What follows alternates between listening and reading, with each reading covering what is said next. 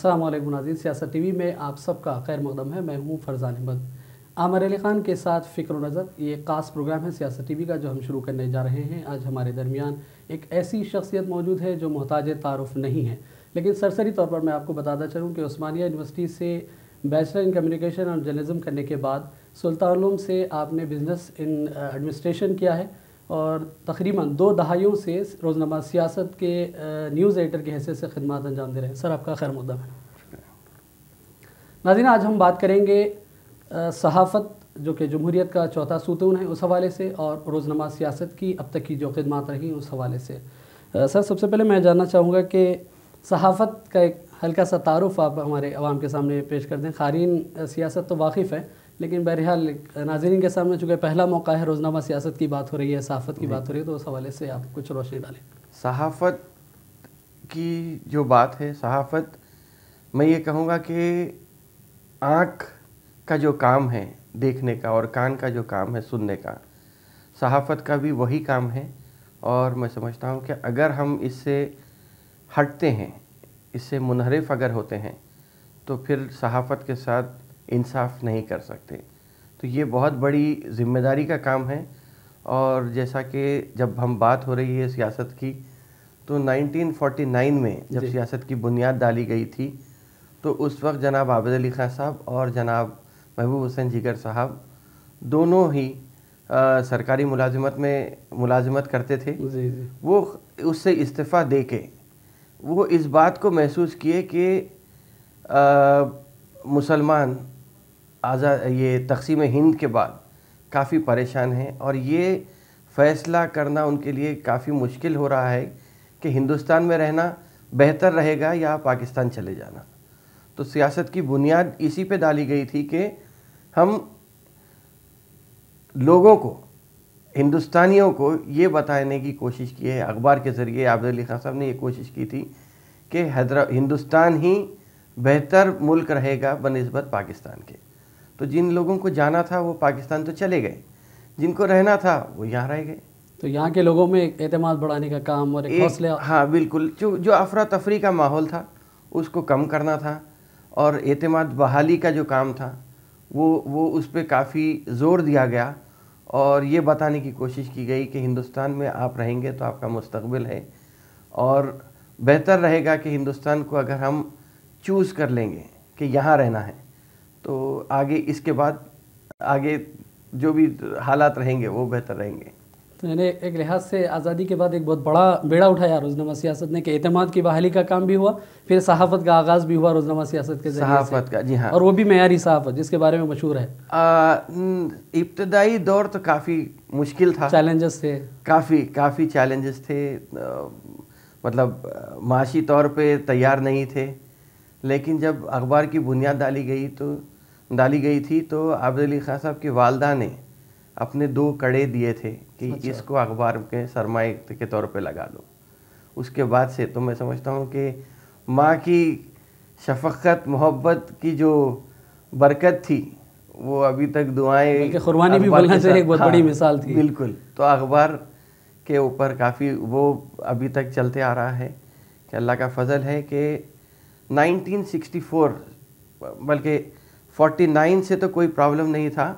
49 میں جب شروع کیے تو کافی کم تعداد تھی سرکولیشن کی، لیکن 64 بلکہ سوئس کینال اور تاشقند ایگریمنٹ کے بعد ایک بہت زیادہ کامیابی ملی اخبار میں۔ اس کے بعد سے پھر سرکولیشن کبھی گرا نہیں الحمدللہ، اور جہاں تک لوگوں کا بھروسہ ہے وہ تو ابھی تو کافی زیادہ ہو گیا ہے پہلے کے مقابلے میں۔ لیکن ایک بہت بڑا جو کام ہوا روزنامہ سیاست کے ذریعے وہ یہ کہ صحافت کے جو معیارات تھے وہ برقرار رکھے ہمیشہ سیاست نے۔ ہاں، یہ کوشش رہی اخبار کی بھی، اگر آپ دیکھیں گے تو بنیادی طور پہ یہ کوشش رہی کہ کس طریقے سے مسلمانوں کی بہتر رہنمائی کی جا سکے، بلا لحاظ کوئی اشتہار آؤ یا نہ آؤ۔ اگر یہ ہمارے کو کوئی بھی انفارمیشن ایسی اطلاع ایسی ملتی جس سے کہ مسلمان کو فائدہ اٹھانا چاہیے، تو یہ شروع سے ایک کام پہلے یہ ہوا کرتا یہ تھا کہ بمبئی اور دلی سے اخبارات آیا کرتے تھے، تو رات میں وہ اخبارات کا مطالعہ ہوتا تھا، اس میں سے کوئی اہم خبر جو مسلمانوں کے لیے کارآمد ہوتی ہے اس کو نکال کے دوسرے دن ترجمہ کر کے اخبار میں لیا جاتا تھا. تو میں سمجھتا ہوں کہ آج بھی الحمدللہ خیر آج انٹرنیٹ آنے کے بعد سے, ٹیلی ویژن آنے کے بعد سے کافی چینجز آ گئے ہیں, کافی چیزیں تبدیلی ہو گئی ہے, لیکن ابھی بھی بر وقت جو خبر کہاں سے انفارمیشن, خبر تو نہیں کہوں گا میں, لیکن انفارمیشن اطلاع جو بھی ملتی ہے, کوئی جو جہاں کہیں بھی ہم کارآمد خبر اطلاع اشتہار جیسے بھی ملتی ہے اس کو ہم اخبار میں لینے کی کوشش کرتے ہیں.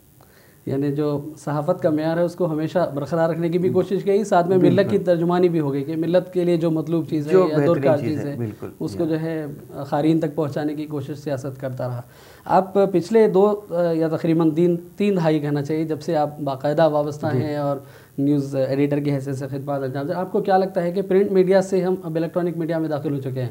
اگر 2000 کے بعد کی بات کریں, پچھلے 18-19 سال میں تو کافی بڑی تبدیلی آ گئی ہے, اس کو آپ کس نظر سے دیکھتے ہیں؟ پرنٹ اگرچہ کہ الیکٹرانک میڈیا میں داخلہ ابھی کافی دیر سے تاخیر ہوئی اس میں, جو جس کی ایسے وجوہات تھیں کہ جس میں کنیکٹیویٹی کا پرابلم تھا وہ تھا, لیکن ابھی تو الحمدللہ کنیکٹیویٹی مل گئی ہے. پہلے اخبارات کو اگر آپ اخبارات کا مطالعہ کریں تو اخبار کے پاس 24 گھنٹے رہتے ہیں. آج صبح کام شروع کریں تو رات میں 2 بجے تک آپ کو وقت رہتا ہے, لیکن الیکٹرانک میڈیا یہ ہے کہ آپ کو منٹ میں فوری ترسیل کا کام کرنا ہے, جتنا جلدی ہو سکتا ہے آپ کو انفارمیشن پہنچانا ہے لوگوں تک. اب اس میں یہ ہے کہ پرنٹ اور الیکٹرانک, یقیناً پرنٹ پہلے بلیک اینڈ وائٹ سے شروع ہوا تھا, بلیک اینڈ وائٹ کے بعد ہم کلر میں آئے, کلر کے بعد یا لیتھو سے روٹری پہ آئے, پھر کلر میں آ گئے, کلر میں آنے کے بعد انٹرنیٹ ایڈیشن شروع ہوا, انٹرنیٹ کے بعد ورلڈ دنیا کا پہلا عالمی ای پیپر بن کے ہم آگے نکلے. اب ٹی وی میں دیر ہوئی ہے, لیکن میں سمجھتا ہوں کہ دیر آئے درست آئے, تو داخلہ تو لے لیا الیکٹرانک میڈیا میں. فی الحال جو موجودہ زمانے میں ہم دیکھتے ہیں, خود ہندوستان میں بھی ہمارے پاس بھی چینلز میں جو تعصب ہے اور خبروں کے ساتھ جو سلوک کیا جاتا ہے, کہنا چاہیے کہ اگر مسلمانوں کی حمایت کی کوئی بات آتی ہے تو چینلز بہت پیچھے ہٹ جاتے ہیں. اس کو کس نظر سے دیکھتے ہیں آپ کہ کیا یہ معیار صحیح ہے جو آج اپنایا جا رہا ہے؟ نہیں, ہم ہاں ٹی آر پی کی ریٹنگ میں تو ہم اس دور میں ہم شامل نہیں ہوں گے, اس لیے کہ یہ ختم نہ ہونے والی ایسی ریس ہے کہ ہر کوئی ایک لگاتار اس کے پیچھے پڑا ہوا ہے, جس کا کوئی انجام نہیں ہے. ہاں, ہم اس ریس میں نہیں ہیں. ہم یہ کوشش کریں گے کہ بہتر سے بہتر نیوز اور فیکٹس کے ساتھ, بجائے اس کے کہ کوئی ٹی آر پی کے سلسلے میں یا کوئی کمپٹیشن میں غیر غلط خبروں کو ہم پہنچانے کی کوشش نہیں کریں گے, لیکن پوری کوشش یہ رہے گی کہ بہترین انداز میں خبر کو قارئین تک یا سامعین تک پیش کریں. بالکل بالکل. روزنامہ سیاست سے تقریباً 7 دہائیوں کا اپنا ناظرین سفر طے کر لیا ہے, اور اس بیچ میں ہم آپ کو بتاتے چلے کہ 15 اگست 2018 کو سیاست ٹی وی کا باقاعدہ آغاز ہوا, اس کی نشریات کا آغاز ہوا, اور کئی نیٹ ورکس کے ذریعے, متعدد نیٹ ورکس کے ذریعے سیاست ٹی وی اپنی ایک خاص شناخت اور پہچان بنانے جا رہا ہے. عامر صاحب, ایک اور اہم بات جس کی طرف میں آپ کی توجہ مبذول کروانا چاہتا ہوں, اور قارئین بھی اس سے واقف ہونا چاہیں گے, کہ سیاست صرف ایک اخبار نہیں, ایک تحریک ہے. کہ ہم ماضی میں بھی اس پر بات کرتے رہے ہیں کہ سیاست مختلف ملی خدمات, سماجی خدمات, معاشرتی خدمات, اس پر آپ کچھ روشنی ڈالیں کہ روزنامہ سیاست کا اس جانب کیسا رجحان ہوا؟ اخبار جب شروع ہوا تھا تو اخبار کے ذریعے مشاعرے ہوتے تھے, اس لیے کہ اردو زبان کے فروغ کے لیے اس میں کام ہوتا تھا مشاعروں کا. لیکن اس کے بعد عابد علی خان صاحب کے انتقال کے بعد یہ محسوس کیا گیا کہ مسلمانوں میں تعلیمی پسماندگی کافی ہیں, تو اس کو دور کرنے کی ضرورت ہے. اور یہ بات بہت امپورٹنٹ ہے کہ مسلمانان ہند کی اگر تاریخ دیکھیں گے تو ابھی جو آزادی کے بعد کی تاریخ میں سمجھتا ہوں کہ 1992 اور 2002 یہ 2 سال ایسے تھے جہاں پہ مسلمانوں کو یاد رکھنے کی ضرورت ہے. بالکل. 92 میں بابری مسجد کا سانحہ ہوا, ڈھا دی گئی بابری مسجد, شہید کر دی گئی, لیکن اس کے بعد مسلمانوں میں ایک قسم کی بیداری آئی. بالکل. کہ مسلمان یہ سوچنے پہ مجبور ہو گئے کہ ہمارے ملک میں بھی یہ ہو سکتا ہے. تو جو ہمارا ملک ہے اس میں ایسا اگر ہو سکتا ہے تو مسلمان وہاں پہ یہ سوچے کہ ہم تعلیمی اعتبار سے پیچھے ہونے سے یہ مسائل کھڑے ہو رہے ہیں. تو اس کے بعد مسلمانوں میں بہت بڑی تبدیلی آئی. مسلمان تعلیم کی طرف راغب ہوئے کافی حد تک اور تعلیم حاصل کرنا شروع کیے. میں اگر آپ تھوڑا تاریخ میں اگر جائیں گے تو میں یہ کہوں گا کہ 1965-70 تک بھی مسلمان اس بات کو دہراتے تھے کہ ہم یہاں پہ حکومت کر چکے ہیں. لیکن 65-70 میں جب حکومت تو چلے گئی تھی, 20 سال تو ہو گئے تھے حکومت جانے کے بعد, لیکن اس کے بعد یہ ہوا کہ ہم بالکل 42% سرکاری ملازمتوں سے صرف 2% پہ آ گئے تھے. تو یہ ایک رجحان ہوا. لیکن جیسا کہ میں متعدد بار کہا ہوں کہ اللہ تعالیٰ رزاق ہے. اللہ تعالیٰ نے سعودی عرب کے اور گلف کے جو دروازے کھولے اس میں کافی حد تک مسلمانوں کی معیشت سدھر گئی. لوگ گئے, روزگار ملا, پیسے کمانے لگے, پیسے بھیجنے لگے. تو یہاں کے جو لوگ تھے ان کے بھی حالات درست ہو گئے.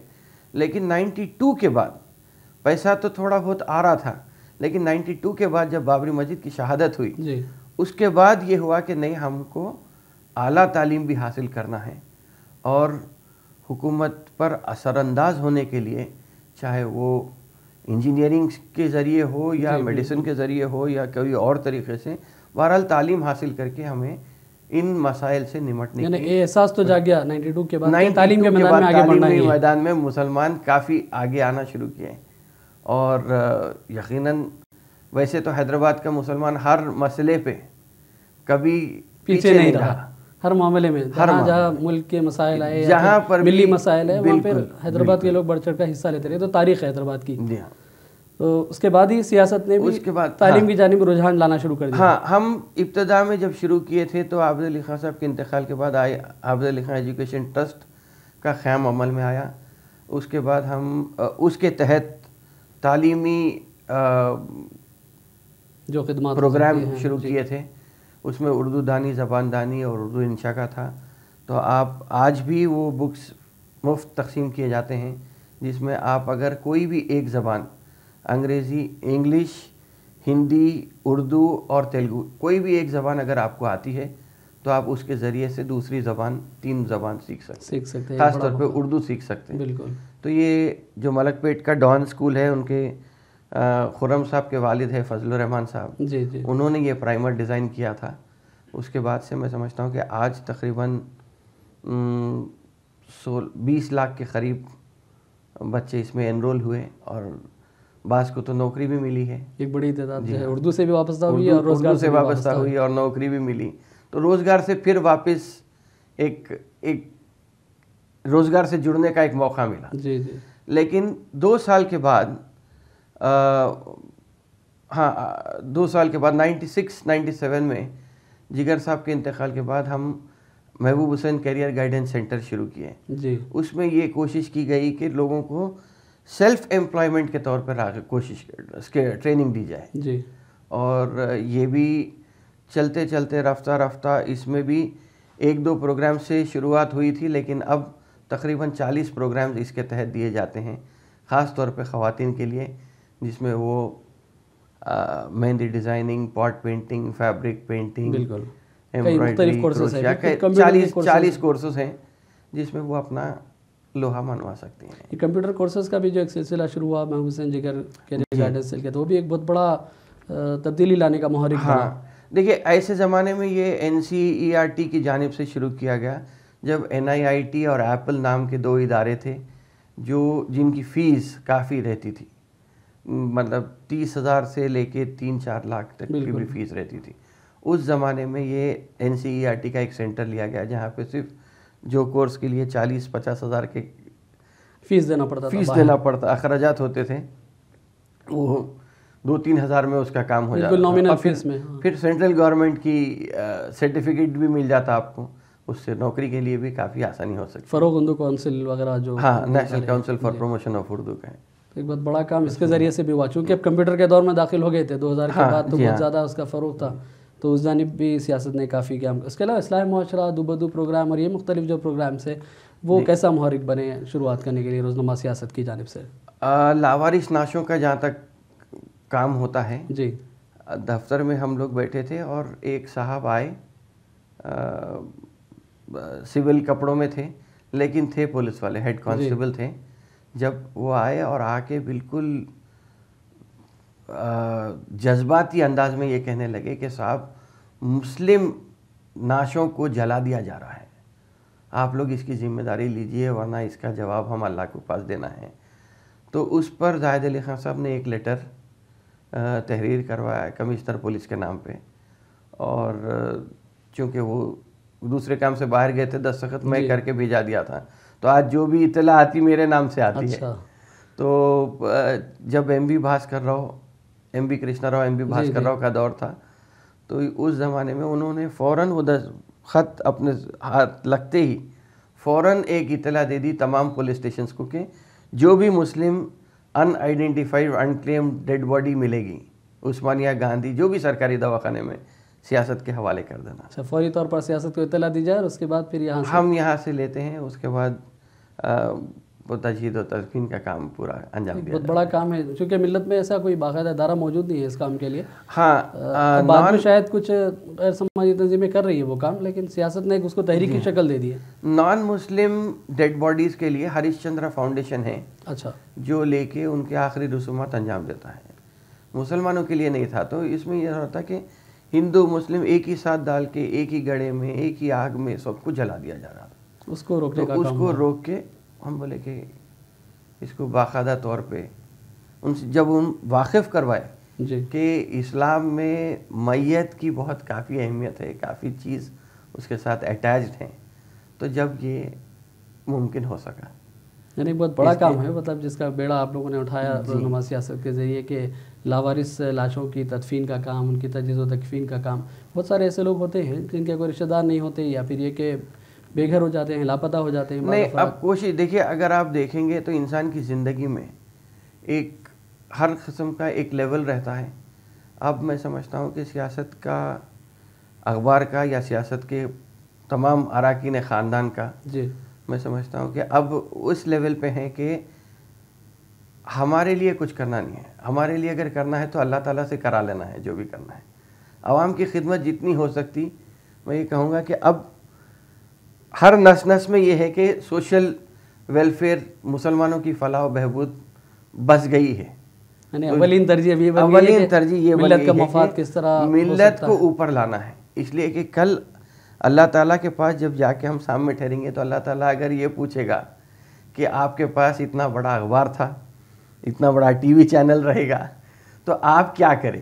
تو اس کی یہ ذمہ داری کو محسوس کرتے ہوئے یہ پروگرام شروع، جو بھی ہوتا ہے فلاح و بہبود کا کام اسی نیت کے تحت ہوتا ہے.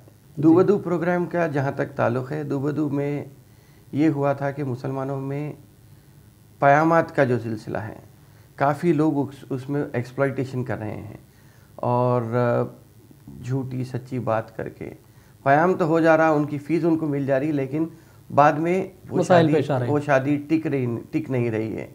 تو اس کو کم کرنے کے لیے یہ سوچے کہ ایک راست دو بدو ملاقات کا پروگرام کر دیں گے، خاندانوں کو آپس میں آپ ملیے، بیٹھیے، اور اس کے بعد آپ فیصلہ کر لیجئے کہ کون کیسا بہتر آپ کے لیے.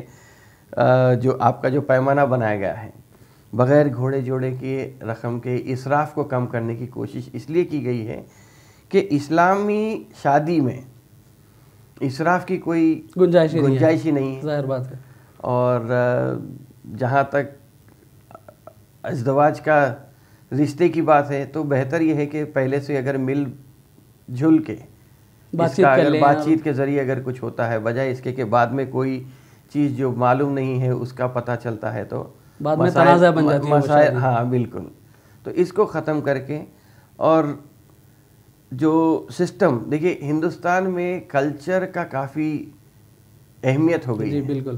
تو اسلام میں بھی کلچر کافی حاوی ہو گیا ہونے سے یہ گھوڑے جوڑے کا سسٹم ہم دوسروں سے اپنا لیے، غیروں سے اپنا لیا گیا، غیروں سے اپنا مشکل بناتی جا رہی. ہم اس کو اب ہمارے ہمارے آپس میں شادی کے رشتے میں یا شادی کے پیامات کے سلسلے میں رکاوٹ بنتی جا رہی ہیں. تو اس کو ختم کرنے کی یہ کوشش کی گئی 2 پر 2 پروگرام. یعنی روزنامہ سیاست سے ایک پلیٹ فارم دیا گیا عوام کو کہ آپ کے لیے موقع ہے, آئیے بیٹھیں کوشش بس اب یہی ہے کہ سیاست کا کام یہی ہے کہ ہم ہر میدان میں ایک پلیٹ فارم کا کام کریں گے, اسٹیپنگ سٹون کا کام کریں گے تاکہ لوگ اس سے زیادہ فیض یاب ہوں. بالکل ایک بڑا اہم کام ہے ناظرین کے معاشرے کے جو مسائل ہیں, سلگتے ہوئے مسائل ہیں, ان کو حل کرنے کے لیے روزنامہ سیاست نے بیڑا اٹھایا اور 2 بدو پروگرام کا آغاز کیا, جس کے ذریعے خاندانوں کو آپس میں مل بیٹھنے کا موقع فراہم کیا جاتا ہے, آپس میں وہ بات چیت کرتے ہیں, رشتے طے کرتے ہیں اور سادگی سے شادی کرنے کی ترغیب بھی دی جاتی ہے. ایڈیٹر سیاست روزنامہ سیاست کے زاہد علی خان صاحب خاص طور سے اس میں جو ہے مستقل طور پر انوالو ہیں, پھر عامر علی خان اور ظہیر الدین علی خان صاحب بھی اس معاملے سے راست طور پر جڑے ہوئے ہیں اور مختلف پروگرامز کے ذریعے عوام میں ایک شعور پیدا کیا جا رہا ہے اور آپس میں مل بیٹھ کر رشتے کروائے جا رہے ہیں. اور ایک معاشرے کا ایک جو سنگین مسئلہ ہے آج, شادی کو مشکل بنا دیا گیا ہے, تو اس کو دور کرنے کے لیے روزنامہ سیاست ایک اہم کام کر رہا ہے. ناظرین ہم آپ کو بتاتے چلے کہ سیاست ایک اخبار ہی نہیں رہا بلکہ ٹی وی بھی اس کا شروع ہوا, پھر اس کے بعد ایک تحریک بنتا جا رہا ہے کہ ہر شعبہ حیاتِ زندگی میں اس کی اپنی نمایاں خدمات ہے. اسی طرح ہم عامر علی خان کے ساتھ فکر و نظر پروگرام میں آپ کو مختلف موضوعات پر اس پر تبادلہ خیال کرتے رہیں گے اور عوامی سماجی مسائل اور ملت کو درپیش جو مسائل ہیں اس پر بھی ہم بات چیت کرتے رہیں گے. فی الحال ہم نے چونکہ پہلا ایپیسوڈ ہمارا ہم پیش کرنے جا رہے ہیں عامر علی خان کے ساتھ فکر و نظر, اس لیے ہم نے سمجھا کہ سیاست کا ایک ہلکا سا تعارف لوگوں کے سامنے آ جائے, سیاست ٹی وی کا ایک تعارف آ جائے اور روزنامہ سیاست جو آج ایک تحریک بن گیا ہے, مختلف شعبوں میں خدمات انجام دے رہا ہے, اس کی ایک ہلکی سی جھلک سیاست ٹی وی کے ناظرین کے سامنے بھی آ جائے. وہ پیش کرنے کے لیے ہم نے ابتدا میں صرف صحافت اور سیاست اس پر ہم نے بالکل مختصر سی بات چیت کی, لیکن ہم اس سلسلے کو مزید آگے بڑھائیں گے اور مختلف موضوعات پر تبادلہ خیال وقتاً فوقتاً کرتے رہیں گے. عامر علی خان آج ہمارے ساتھ جوائن کرنے کے لیے بہت شکریہ. اور ناظرین فکر و نظر عامر علی خان کے ساتھ پروگرام کا سلسلہ ہم فی الحال یہیں ختم کرتے ہیں. آگے مختلف موضوعات پر عامر علی خان کے ساتھ بات چیت ہوتی رہے گی اور ناظرین سیاست تک ہم مختلف سلگتے موضوعات پر بات چیت کو پہنچاتے رہیں گے اور عوام کے لیے کیا لائحہ عمل ہونا چاہیے, کیا حکمت عملی ہونی چاہیے, اس جانب رہنمائی کا کام بھی عامر علی خان کرتے رہیں گے. سیاست ٹی وی کے خاص پروگرام عامر علی خان کے ساتھ فکر و نظر کا سلسلہ فی الحال ہم یہیں ختم کرتے ہیں. محمد فرزان احمد کو سیاست ٹی وی کی پوری ٹیم کے ساتھ اجازت دیں. اللہ حافظ.